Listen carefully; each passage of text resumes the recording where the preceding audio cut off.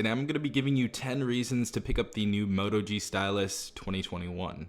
This video is for the people that want to pick up this device, that are thinking about buying this device but are on the fence about it and don't really know what to do. First and foremost, this device is a Motorola device, obviously, so this is going to be pretty much stock Android.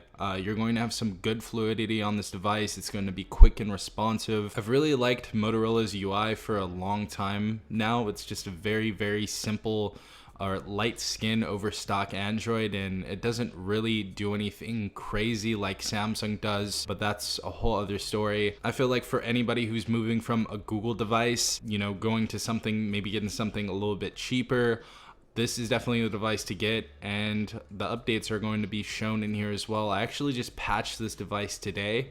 There was an update today on 225.21. So I'm sure we're going to get those updates. Motorola usually keeps us pretty full with those updates. So, you know, the first reason, stock Android, can never go wrong. Second reason is that this has 4 gigabytes of RAM and a Snapdragon 678. The 678 isn't too impressive. I feel like it definitely gets you by with this device, but the 4 gigabytes of RAM is definitely where it's at. I'm happy that they put that in the Stylus 2021. I'm happy that we don't have 3 gigs of RAM, so games are definitely going to be quicker on this device. This device is going to be a bit snappier, and it's not going to really feel like it's a budget phone at all, honestly. Number 3, we have a 4,000 milliamp battery inside this device, so you're going to get all-day battery.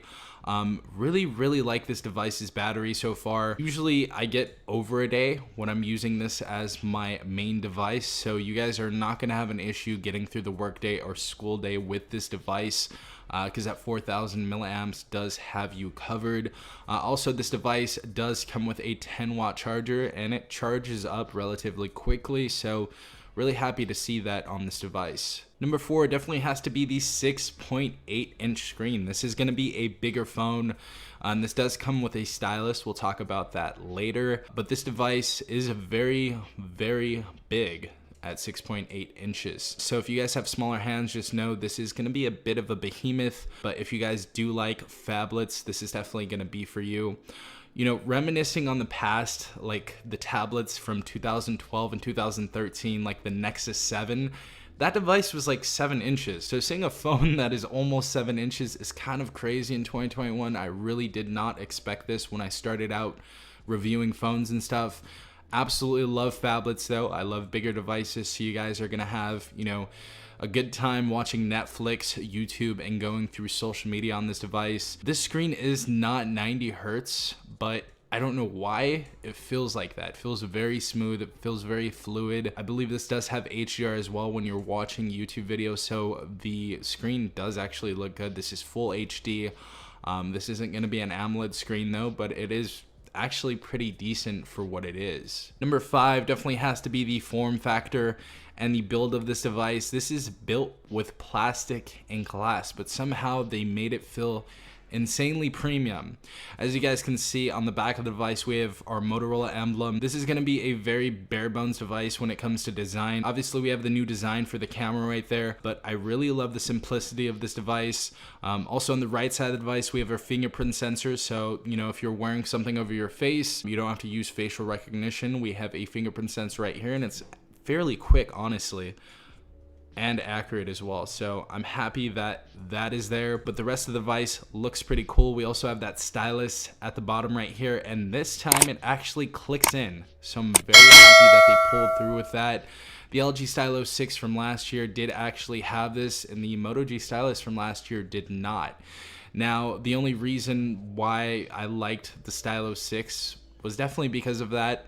I felt like the Moto G Stylus 2020 definitely had better specifications and was a better phone overall, so I'm glad that we got the whole package now with the pop-out stylus.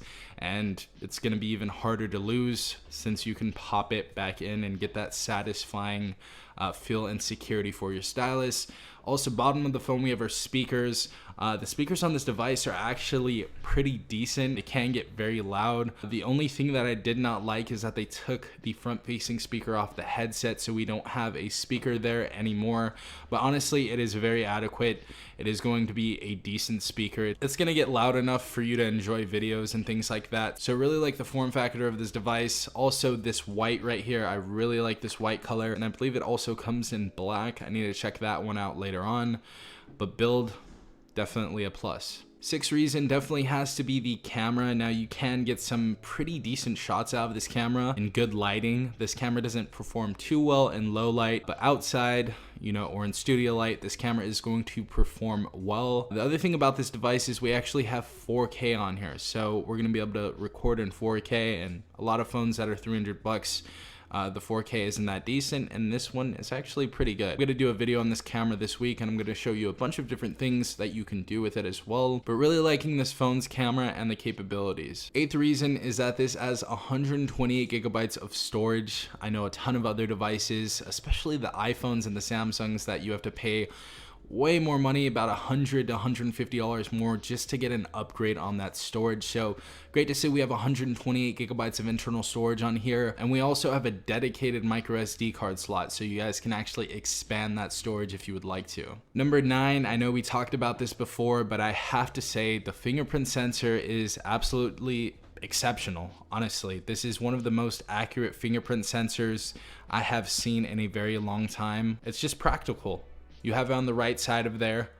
You know, you can go ahead and hit the fingerprint sensor with your thumb and it opens up 9 out of 10 times. So very accurate.